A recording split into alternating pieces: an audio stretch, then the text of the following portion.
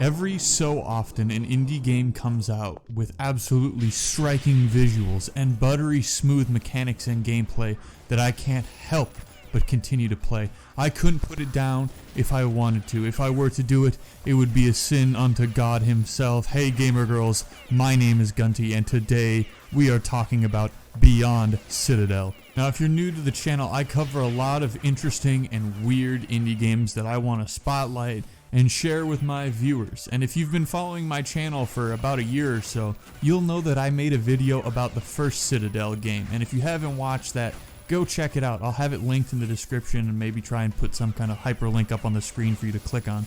Now in that video, if you've watched it, you'll remember that I really enjoyed the first Citadel game, even though there were a lot of weird quirks and bugs and kind of gameplay issues that kind of hindered the game from being like a full 10 out of 10 worth your money game. But I am happy to say that the sequel fixes most of my issues, if not almost all of them, for the previous game. This game is truly fantastic. If you want my quick under 2-minute review, go out on Steam right now and buy this game. It is so much fun. There are so many cool weapons. The aesthetic is pretty cool. Yes, there's a lot of weird anime horny waifu stuff, but you can mostly ignore it for the most part. Sometimes it's quite in your face, I will say, but you can ignore it. There's a rich story here. I didn't play it for the story because, as you know, when I play boomer shooters, I go to just blow stuff up. But there is a deep, rich story here that if you're interested in story stuff, it's kind of like this sort of evangelion, angels, murder, kill the gods. It's hard to explain. It's very cryptic and high concept, and there's a lot that goes into it, and it's got its own deep lore. But in general, I just definitely, absolutely recommend this game, and that's my quick 2-minute review of it.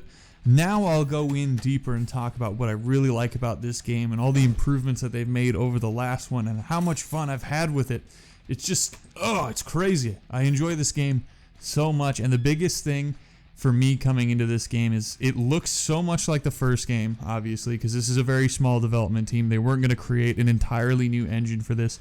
I was really afraid that this was just going to be Citadel 1.5, but I'm happy to say that this is so much more than just a sort of updated version of the first game. They've really put so much more thought and care into everything from level design to weapon balancing and weapon design and AI and enemy types and how enemy types move. They've even got vehicle section. They've worked a little bit on their bosses, and they really have put time and effort into making this game feel a whole lot different from the first, but still similar enough to where you know you're playing a Citadel game. Overall, my favorite part of this game is definitely going to be the weapons. The way that the weapon system in this game works is so fun and engaging because it has this system where you don't traditionally reload like you would in Call of Duty, where you just press the R button and then automatically your gun just magically takes a couple of seconds and animation is done in reload. You actually have to add the shells into the magazine, into the tube. You've got to add each round into the revolver. You have to cock it and make sure that the gun is capable and ready to fire and in battery, and it is so awesome. And guns can have malfunctions and jams and all this kind of stuff, and they've worked hard to implement recoil patterns into the game, which is something that's not super common in boomer shooters. Usually just the guns are kind of just a laser like in Doom. One thing they've truly revamped and made better than the first game is the level design and the difficulty settings. Basically, the first game, the levels all felt very similar to one another. I mean, even for like a game like this, you know, you're gonna have similar corridors because it's basically like a dungeon crawly game where you're walking through this immense facility. So obviously there's going to be sections that look similar, but in the first game, everything looked very repetitive. It looked like you just saw the same corridor, the same blocks over and over and over again. Granted, there were some visual flares in certain areas, but for the most part, everything kind of felt very similar. In this game, each stage feels definitely unique to the last one. Level to level, it is very unique. And it just does a whole lot better job of making you feel like you're not just roaming the same hallway over and over. That level design also factors in a lot when you look at the difficulty issues I had with the first game, where it kind of just felt like you would get thrown into a room with a bunch of enemies and it became a first-person bullet hell game where you're just getting mobbed by everybody, or you've got to do weird platforming, which honestly, platforming is still in this one.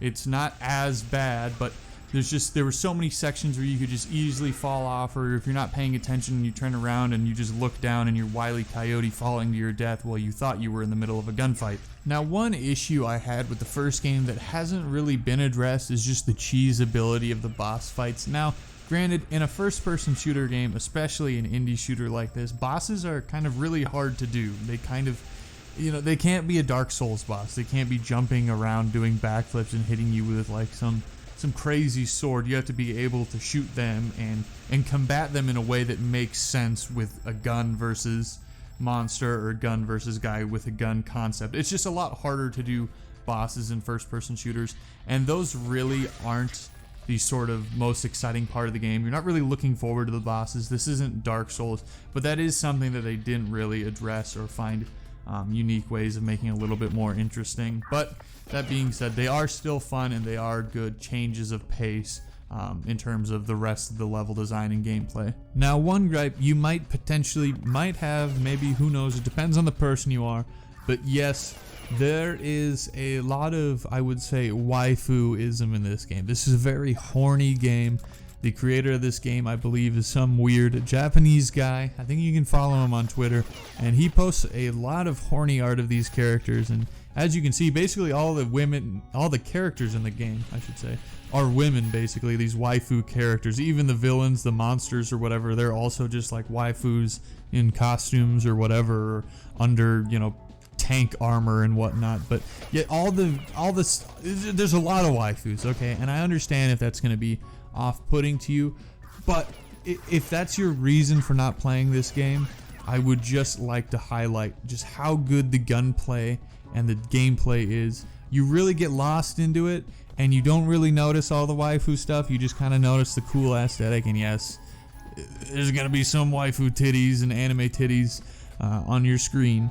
But I think for the most part, if you're just going into this game to enjoy the awesome gameplay, you can do that, and it's not super overbearing. But for some of you, this isn't going to be a problem, and you are going to be playing this game with one hand. Like I said before, the story I think is pretty interesting, but for the most part, when I play games like these, I don't really care for the story. There's one here, and it seems rich and interesting, but it's a lot of reading, and I don't like reading in a game where you're supposed to be shooting people's heads off. I want to go find new guns, get the machine gun, make the machine gun better, upgrade it, and then go kill more things with the machine gun. I really do not care. But there is a story here, and I think it's probably pretty interesting from what I've read. So if you're a story guy, there's definitely something here, and it does tie into the first game, but I also don't think you need to play the first game to kind of get what's going on here. You go to some crazy pyramid and go shoot evil waifu ladies. But I digress. At the end of the day, this is a fantastic game. I definitely recommend you go and play it. And if you like this video, please consider subscribing.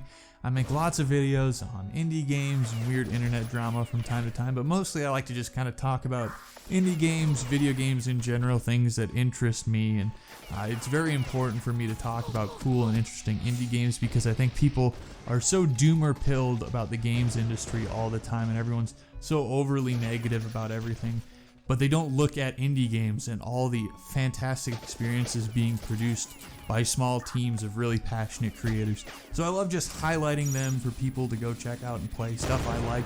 And I love it when people give me awesome recommendations. If you think there's an awesome indie video game that people are underlooking and you want me to take a look at it and make a video, I would absolutely love to. Just let me know in the comments down below. And if you like this video, again, please consider liking, commenting, and subscribing. And if you didn't like the video, please consider leaving a comment saying how much you hate me, or how stupid I am, or how I'm a weirdo for playing anime games at 47 years old or whatnot. I'm not actually 47 years old, but you don't know how old I actually am. And if you dislike this video, make sure you dislike it so you can help me in the algorithm. And with that, this has been me, Gunty.